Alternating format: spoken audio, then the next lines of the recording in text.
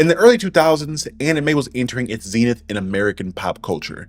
Kids and teens would be obsessed with shows like Naruto, Bleach, and Dragon Ball Z. These stories made in Japan had finally reached a new audience in other countries in a dubbed or a subbed format. But one anime tried to flip the entire model on its head. An anime made for American audiences first, co-produced between two continents with a real deal Hollywood star as its lead. It took 5 years of language translators, multiple rewrites, and all this effort and time was given to a product that was just found on someone's desk. It all started with an obscure manga published in a magazine that maybe circulated a few hundred people. And yet, somehow, it became one of the most expensive and visually unique anime productions. So how did Afro Samurai, a story from a virtually unknown artist, turn into a cult classic? Well, stick around and find out. You're now watching The Captain.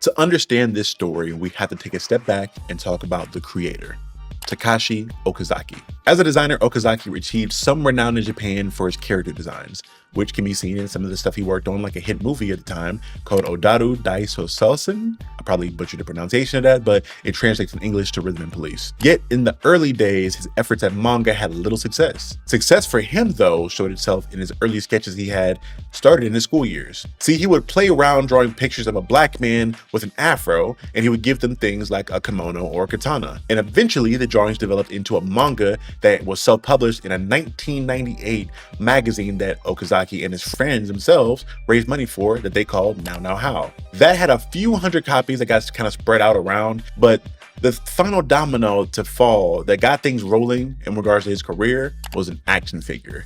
Yes, you heard it right, an action figure. See, Okazaki's friend that he had wanted to create an action figure based on the Afro Man manga that he created. And only a few of these were created and got spread around. The figure itself, though, caught the eye of a guy by the name of Eric Calderon, a VP of creative affairs for an animation company called Gonzo. And Gonzo was working underneath the parent company, GDH International. See, Calderon, who spent a good part of the 1990s at MTV Animation, had been hired in 2001 by GDH to help the anime studios in Japan penetrate the US market by selling shows to Adult Swim, IFC, and G4. Calderon was doing his job pretty well, but Gonzo also wanted to do a fusion animation and co-produce with a Western company. This ended up being the moment that gave Okazaki his start and changed his life.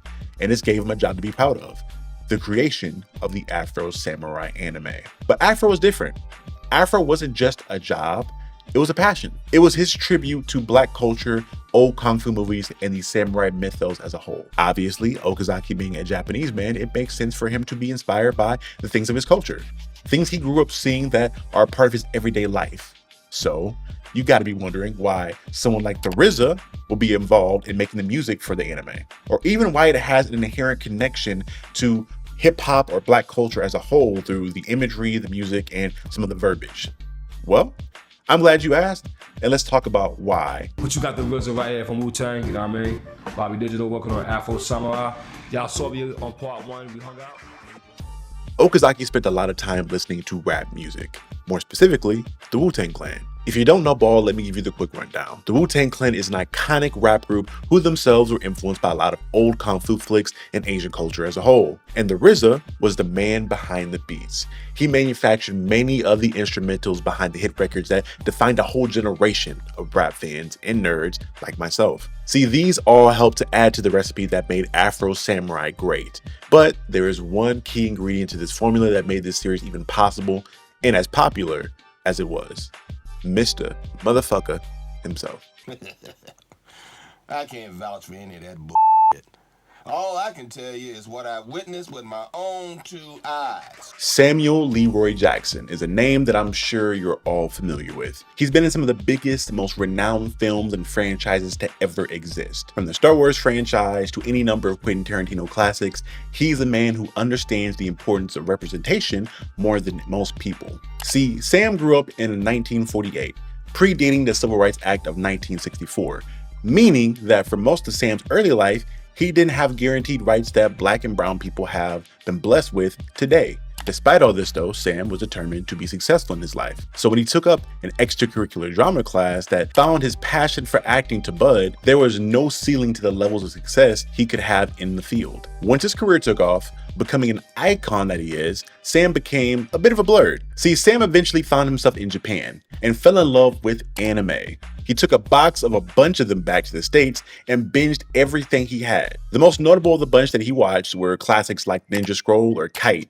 which, funny enough, he started a live-action adaptation of. The funny thing is, he had no idea what was going on because dude didn't really have any subtitles at the time to see, so he was just falling in love with the pure artistry of the medium. This stood fast and true when he discovered the trailer for the Afro Samurai anime that was being developed by Gonzo at the time, the one that our friend Eric Calderon I mentioned before worked for. After seeing the trailer, Sam just had to be a part of the project, so he reached out to Okazaki, and he just knew that he loved this project and knew that he wanted to be a part of it in a major way. Sam was locked in. He not only gave his input on the production in other ways, but he played two leading characters in the anime itself, the roles of Afro Samurai himself and the prominent character Ninja as well. Sam going to bat for this series so hard helped the series really get a budget of $1 million per episode. This for anime back then was at least 4 to 5 times more than the average anime at the time was really getting money for. This definitely paid off due to the show having some of the most beautiful, and I repeat, beautiful animation that ever be done in anime, period. This being loved immediately by the Black community as a whole, and for the most part, even beyond the culture, the series was revered so much to the point that it is one of the only anime to ever receive an Emmy for outstanding individual achievement in animation. People, especially Black people, had been waiting for a protagonist who looked like them doing such amazing things on screen. Even the women were shown to be just as formidable combatants as any other character in the series. This all placed in a setting with no racial divide for the most part, no racial transgression, everything living in a harmony with one another. You know, besides all the fighting and murder for the two headbands thing. The whole world of Afro Samurai is very character-oriented. We have very unique characters, as you can see.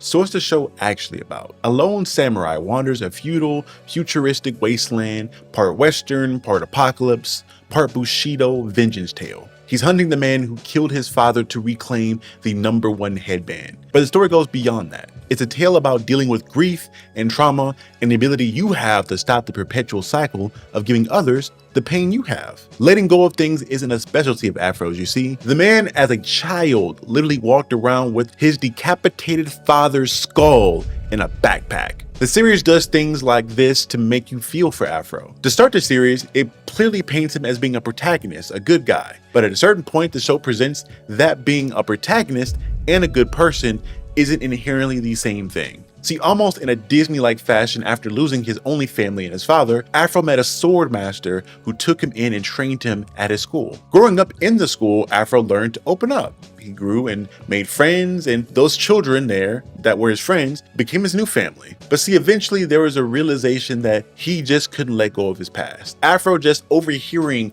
that a new holder of the #2 headband, which you need to challenge the #1 headband, was coming into town. A bloodlust was like awoken within Afro, and that was unquenchable bloodlust. This bloodlust was so strong though that it overpowered his love for his new surrogate father and his new siblings. We find out that the owner of the #2 headband at some point was Afro's own sensei, his surrogate father.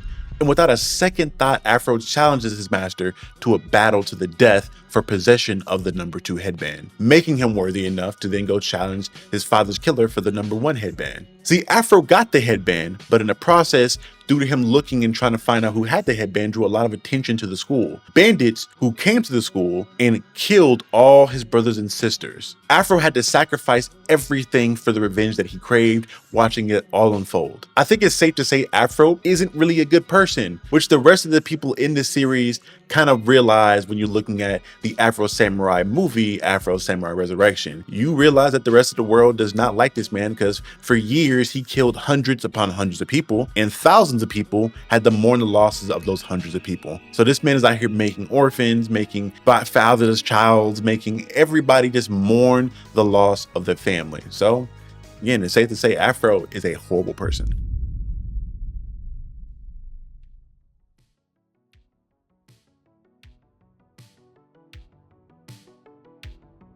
Afro Samurai dropped on Spike TV in 2007 to 5 episodes. Yes, that's it.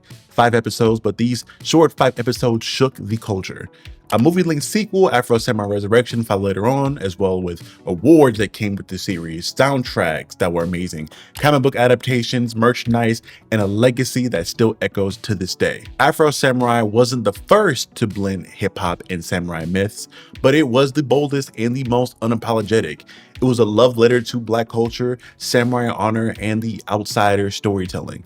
And in a way, it proved that anime didn't have to follow the rules to win hearts. Takashi Okazaki didn't set out to make a hit. He just wanted to make a badass samurai that he had in his imagination and bring that character to life, creating something that meant a lot to a lot of people across the world. And for me personally, it was the first time that I saw an anime that had people that looked like me depicting in a cool light. I didn't expect a lot of other cultures to do right by me and other Black people, but when they do, I'm always really happy because projects like this, like Afro Samurai, help to bridge the gap that keeps a lot of people in the world so distant from one another. And that's a wrap. See, this video was very, very important for me to make because a long time ago when I first started creating videos for this channel, I sat down and made a bucket list. And on this bucket list, it was a bunch of characters, concepts, and ideas that I really wanted to cover and talk about and make content about before I stopped making YouTube videos. Afro Samurai was on this list because of the importance it had to me in regards to representation. And it's a concept that I talk about a lot on this channel when I cover different people.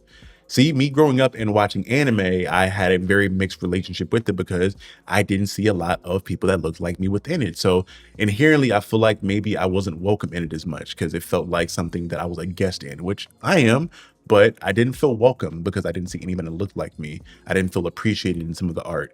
And although I don't think it is required for other cultures to have people from outside of their culture represented within their culture, it is nice. And I think it does, like I said before, help bridge the gap and help people have a better understanding of other cultures and kind of gets rid of some of the stereotypes, or at least the negative stereotypes that people have about another culture. That being said, when I was looking at these different anime, it wouldn't help that I would see stuff like the old school version of Mr. Popo, or how Black people in Dragon Ball were depicted back in the day, and other animes of the sort, where you would see them showcasing Black people in the same vein that racist white people in America would use. Now, I understand that a lot of those characters and images that were used in those were the only access that Japanese people had to what Black people looked like at the time, until you started seeing people like Mike Tyson or other entertainers like a Prince become more mainstream, more worldwide. I understand this, but I say all this to say it's very important how you are represented in media as a people. And when I see stuff like Afro Samurai, somebody that had the idea of putting somebody from a different culture, look completely different from them, in their culture and make this person cool because they had a influence from the culture and a lot of respect for the culture, it means a lot to me. And seeing someone like a Sam Jackson who grew up and saw the worst of the worst in regard to the racism in America, and honestly, some of the worst racism to ever exist, being that he didn't have rights when he was born and for a lot of his early part of his life, to then going into being someone who's a fan of a completely different culture and the artistry that they have there and wanted to be a part of this fusion, it really means a lot to me. And I think that this show, not even just from a reviewing level lens, it means a lot to people because this as a concept is something that is invaluable in regards to how it changed the world. And it led to a lot of other projects of its like being created in the future from either Japanese animation and anime, or even some American stuff, or even other cultures like a Chinese animation maybe. Afro Samurai to me is one of the most important series to ever be created. And obviously art and how you interpret it is very subjective, but what I think is objective is the importance of it. But yeah, y'all, that's all I have to say about Afro Samurai. You guys let me know if you enjoyed the video and what you think about Afro Samurai in the comment section below. Please remember to please like the video if you enjoyed this and leave that comment, because it really helps YouTube to push my videos out to other people and helps me to kind of start garnering more of an audience and bringing in more people that are like-minded or just want to be entertained by the content that I have to offer. So if you want to support me in any way, that is the way you can do it. That is honestly, sometimes in my opinion, more important than just give me money straight out. If you guys want to do that, I'd rather you just like my video for free so that other people can watch it. And at the end of the day, it does help me get a little bit of change financially, but it's being transparent there. But all that being said, please, please, please, please subscribe to the channel, like the video, comment on the video. And again, this has been Captain Diesel of Captain Diesel's Dojo talking about Afro Samurai. Be good people. See y'all later. Peace.